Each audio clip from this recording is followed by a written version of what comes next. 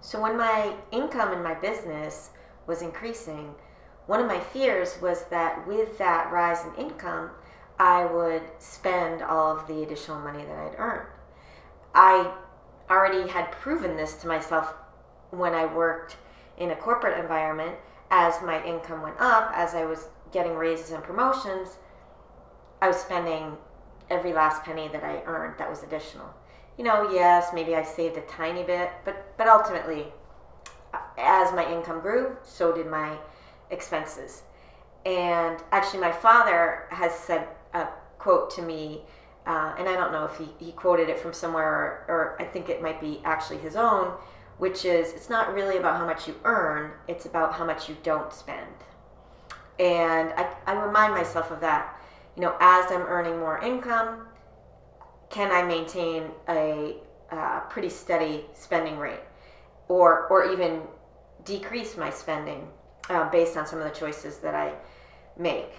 So the way to approach this in your own life is to think about what you're spending, look at what you've been spending in the past 6 months or a year, look at each month, and think about your needs versus your wants. Now, a lot of financial speakers and planners talk about your needs versus your wants. So let's talk about needs. Your needs are adequate housing, food, utilities, lights, heat, all of that, and some kind of basic transportation so that you're able to earn an income. Now, if your business is in your home, then you might not need to have two vehicles. Maybe one person in your family, your spouse works and at a regular job, and you have your own business. So maybe you don't need two vehicles. Maybe you only need one. So those are your needs. Again, housing, food, utilities, and basic transportation, if that's what you require to earn an income. And let's talk about wants, because wants are basically anything but that. It's things that you want to have, but you don't need for your very basic survival. And I've seen people with wants such as a large house where two people are living in a house that's pretty big. Well, that's a want. That's not a need. Their basic need is to have shelter and have adequate shelter. And the want is to have a large house with a garden and a large yard and all that. That's a want. Vacations are a want. You don't have to go on vacation. Some people make that a priority, and that's a want. Private school, also a want. Dining out, it's a want. A nice car is a want.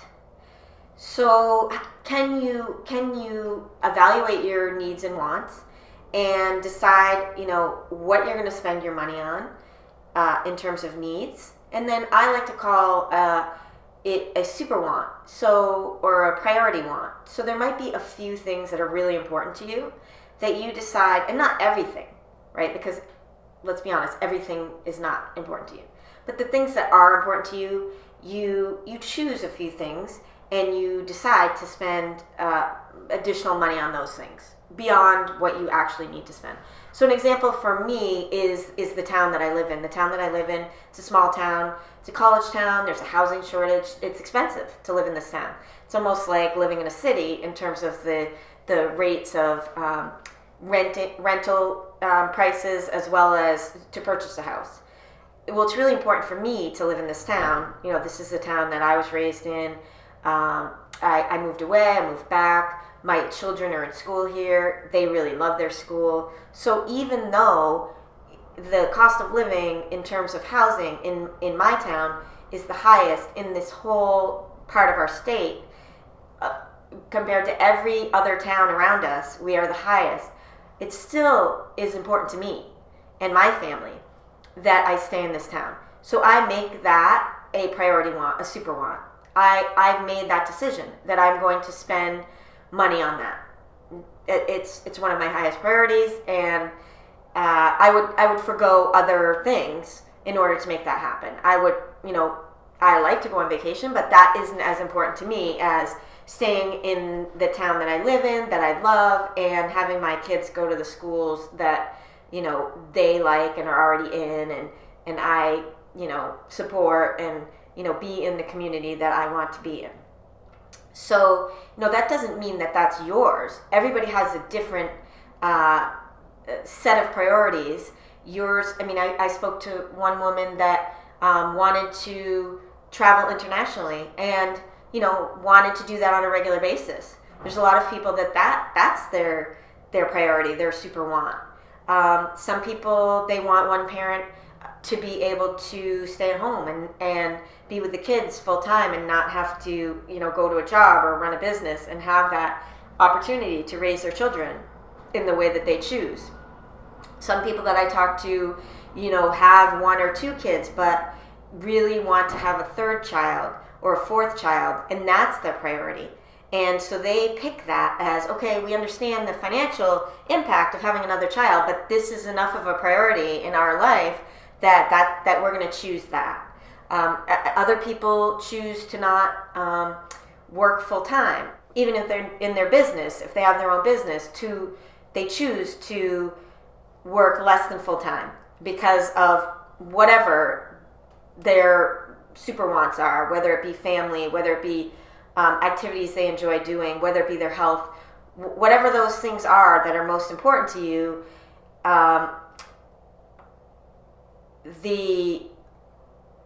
Choose those. Make a conscious decision so that it's not every single thing that you could possibly want. Some people care about having a really nice car.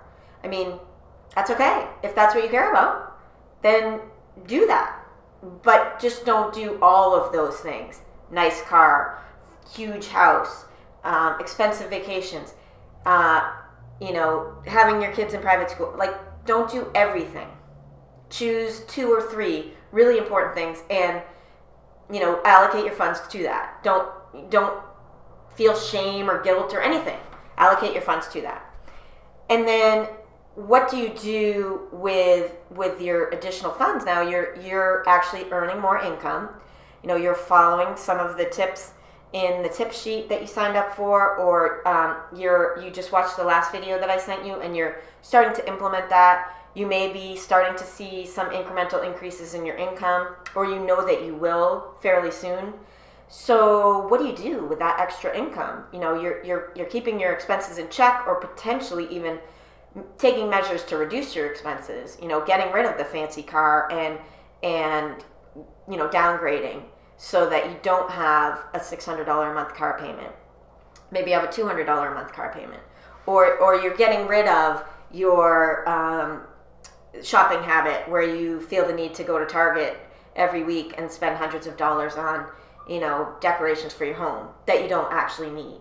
Right? These are all things that I've done, so I totally understand doing that. I did it, and then I had a lot of debt, and I had a lot of stress because of that debt, and so I get it.